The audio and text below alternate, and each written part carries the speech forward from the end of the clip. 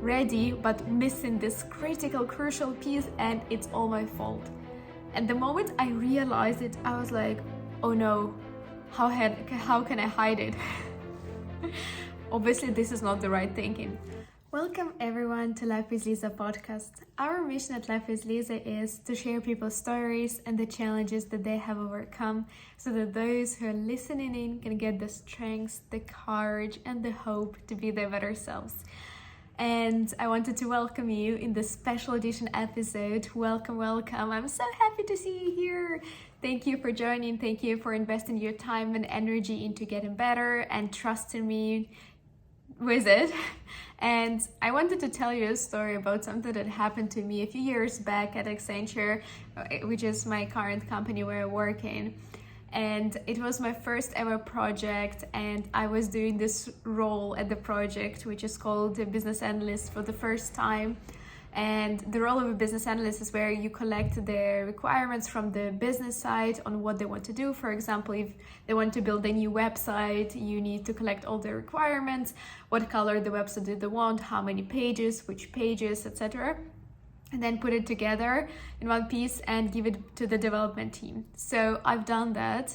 And the funniest thing is, only after the requirement has been developed, after that feature that we were building in has been developed, there was one crucial piece missing, and it was all my fault. I did not capture it, and then developers did not build it, and then now the piece is already ready but missing this critical, crucial piece, and it's all my fault. And the moment I realized it, I was like, oh no, how can I hide it? Obviously, this is not the right thinking. But it's interesting that that was the first thought that entered my mind. How can I hide it? And I feel like I'm definitely not alone in it. And so many people do have this thoughts whenever they've done something wrong. And they have this, our first initial instinct is almost to hide it. But then I realized, okay, the problem will come up in the future anyways. And the best thing I can do in this present moment is to actually take the full ownership of my mistake, to have a call with my manager, to admit to it, and then just see what happens and face the consequences. So I set up a call with my manager and I told her that, and she was like, oh, okay, cool, thank you for letting me know. Okay, so we can do this and this and this to work through this issue, no worries at all. And I was shocked. I thought I will be fired or something like that. And the actual thing is, once you did let your management know, they just decided they were grateful to have that knowledge that you actually received. And then they were on it to actually work around it and to create another plan. And that's so interesting, because if you keep hiding something that you've done wrong, then nobody actually knows about it. And the only thing is, the more time you hide that you've done something which is wrong, the worse it gets.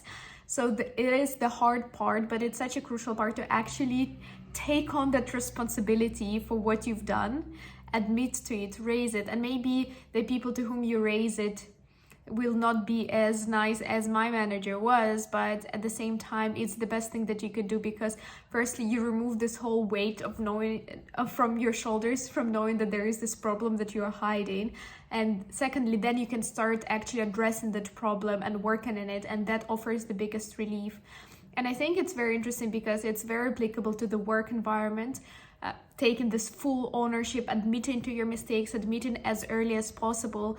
But at the same time, it's also applicable in all other areas of life as well. Admitting to your mistakes in the relationships, with your friends, with your loved ones, with your family. Admitting that you've done something wrong as soon as you know, that's raising it with them, taking the full ownership, and then solving it either by yourself or together. And the worst thing that you can do it is either hide it, pretend it didn't happen, or just trying to rationalize yourself out of it, because it did happen, you did something wrong. But it's okay, because all of us, we're all humans, and all of us make mistakes. There will be time that every one of us makes a mistake, and we make mistakes because we're actually trying something new, we're going outside of our comfort zone, which is great, we're growing.